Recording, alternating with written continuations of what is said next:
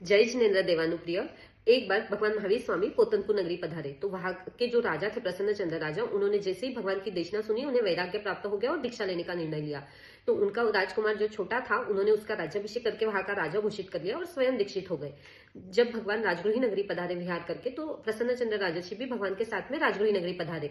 वह एक बार एक पैर पे खड़े होकर सूरज की तरफ हाथ ऊंचे करके आतापना लेकर ध्यान में खड़े थे। तो उसी समय श्रेणिक महाराजा उनके सैनिकों के साथ में भगवान के दर्शनार्थ आ रहे थे। तो सुमुख और दुमुख करके जो दो सैनिक थे, उसमें से सुमुख ने बोला कि धन्य है राजर्षि, इतना ध्यान साधना करेंगे तो वह पक्का मोक्ष के अधिकारी बनेंगे। तो उसी समय दुमुख करके जो सैनिक था, उसने बोला कि ऐसी ध्यान साधना और इस तरह का मोक्ष प्राप्त करके क्या ही मतलब, जब इन्होंने इनके इतने छोटे बेटे पर इतना बड़ा भार दे दिया और आज वही मंत्री जिसके भरोसे इन्होंने दीक्षा ली थी और बेटे को राजा बनाया था, वह मंत्री दूसरे राजाओं के साथ में मिलकर और राज्यों को नुकसान पहुंचा रहे हैं। और राजा की जो रानियां थी, वह भी राजमहल छोड़ के चली गई है। तो वो बेचारा राजकुमार अकेला कितना सहन कर रहा है। जैसे ही यह शब्द राजर्षि के कान पे पड़े, तो राजर्षि के मन में बहुत जल्दी द्वेष आ गया और उन्होंने मंत्रियों के साथ में युद्ध करना चाहा। यह सब रास्ते में चलते हुए श्रेणिक महाराजा ने भी देखा कि मुनिराज ध्यान में खड़े हैं। तो जब मुनि को वंदन करके श्रेणिक महाराजा भगवान के पास पहुंचे, तो उन्होंने भगवान को क्वेश्चन किया कि भगवान, राजर्षि जो ध्यान में खड़े हुए हैं, वह अगर इस समय देवलोक हुए तो वह कौन सी गति में जाएंगे। तो भगवान ने बोला कि वह 7वीं नारकी में जाएंगे।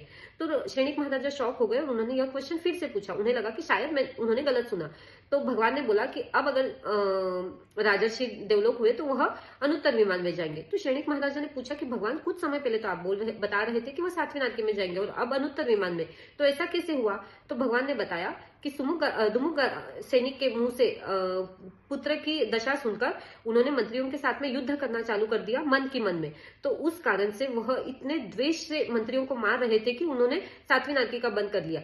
पर वह युद्ध करते करते उनको ध्यान में आया कि उनके सब शस्त्र खत्म हो गए हैं।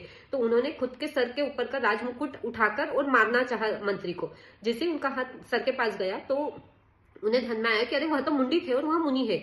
और उनको तुरंत पश्चाताप हुआ कि अरे, मैंने तो यह सब छोड़ दिया था, यह ही संसार की रीत है, संसार में इस तरह से होता है।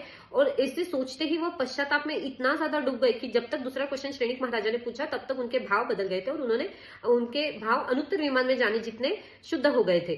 तो उसी समय भगवान यह बता रहे थे और अचानक से देवदुंदुभी बजी। तो श्रेणिक महाराजा ने पूछा कि भगवान, यह देवदुंदुभी किस चीज की बज रही है। तो भगवान ने बोला कि प्रसन्न चंद्र राजर्षि को केवल ज्ञान हो गया और देवता आकर केवल ज्ञान महोत्सव मना रहे हैं। यह सुनकर श्रेणिक महाराजा ने वहीं से वंदन किया और यह बात समझ में आ गई कि मन से ही कर्म बंध होते हैं और मन से ही हम मोक्ष पा सकते हैं। तो हमेशा आपके मन के भावों को शुद्ध रखिए, जिससे कि आप ज्यादा से ज्यादा कर्म निर्जरा कर सके। जय जिनेन्द्र।